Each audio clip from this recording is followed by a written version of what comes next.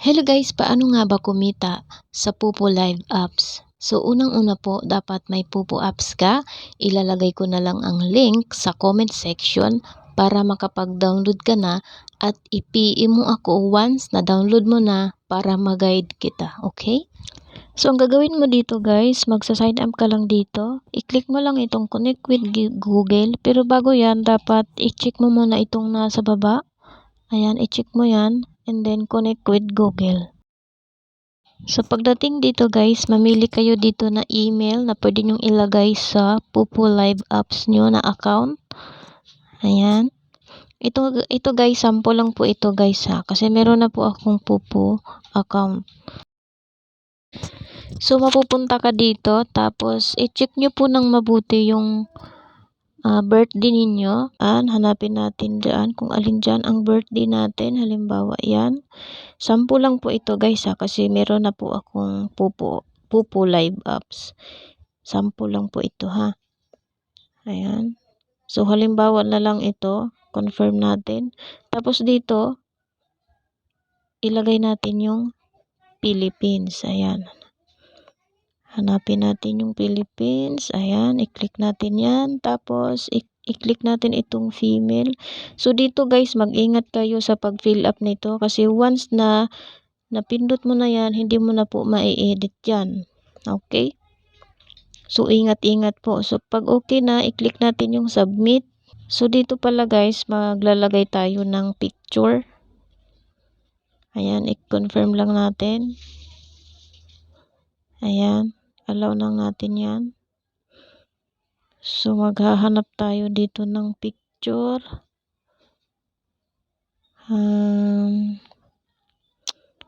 Halimbawa, yan, tapos i-click lang natin yan.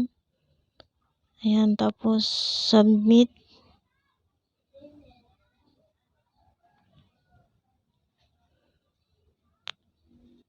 Ayan. Okay.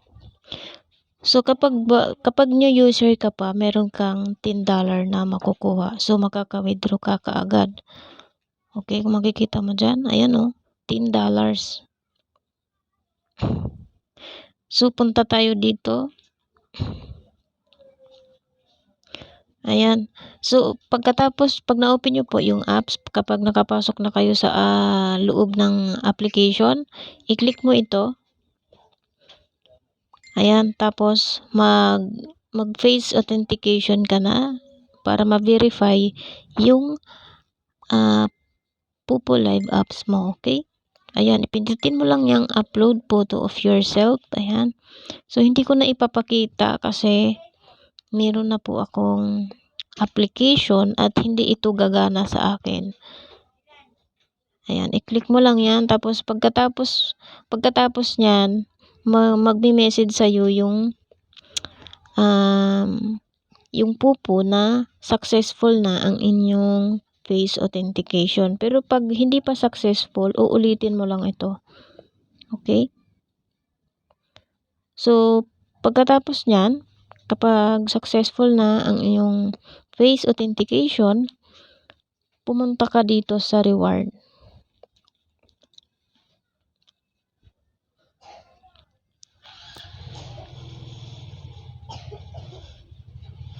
Ayan, okay. So, dito po, ito yung task mo.